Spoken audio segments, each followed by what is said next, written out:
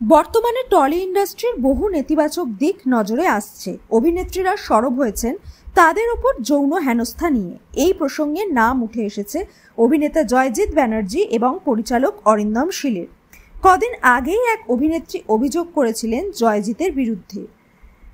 যৌন হেনস্থা নিয়ে এবার মুখ খুললেন অভিনেত্রী এনা সাহা। তিনি বলেন, অনেক ছোট বয়স থেকেই অভিনয় করছি, পরিচালক না হলেও প্রযোজকদের কাছ থেকে কুপ্রস্তাব পেয়েছি।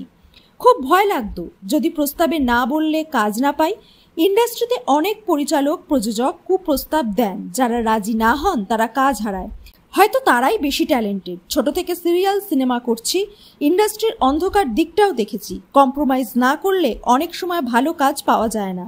আমি নিজে এর ভুক্তভোগী, তাই 2018 সালে নিজের প্রযোজনা সংস্থা খুলি, যাতে তার সংস্থায় কোনো নতুন মুখ ভয় না পেয়ে কাজ করতে পারে। তিনি আরও বলেন, একবার এক প্রযোজক তাকে ড্রাইভে যেতে বলেন, তার গাড়ির মধ্যে কুপ্রস্তাব দেন, না বলায় রাজারহাট নিউটাউনের ফাঁকা রাস্তায় গাড়ি থেকে নামিয়ে দেন।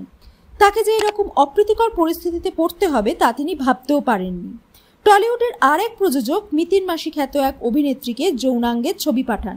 বিশেষ প্রযুক্তিতে তৈরি এই ভিডিওটি একবারের বেশি খোলা যায় না, তবে তার সন্দেহ হওয়ায় তিনি স্ক্রিনশট নিয়ে রেখেছিলেন। প্রযোজকের দাবি, সেদিন হয়তো তার ফোন হ্যাকড হয়েছিল, তাই এরকম কিছুই তিনি করেননি। বিষয়টি তিনি খতিয়ে দেখবেন।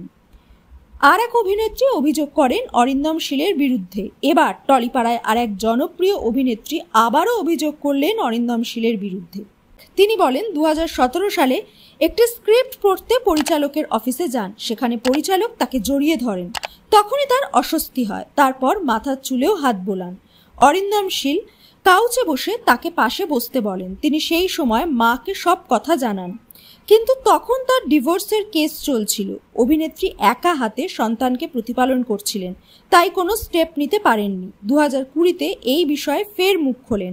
সেই সময় পরিচালক তাকে বলেন তিনি রাজনীতির রং লাগাচ্ছেন। এই বিষয়ে কথা বলার জন্য নির্ভরযোগ্য কাউকে খুঁজে পাননি। এই প্রসঙ্গে অরিন্দম শীল জানান, আইনি পরামর্শ মতোই তিনি এগোচ্ছেন।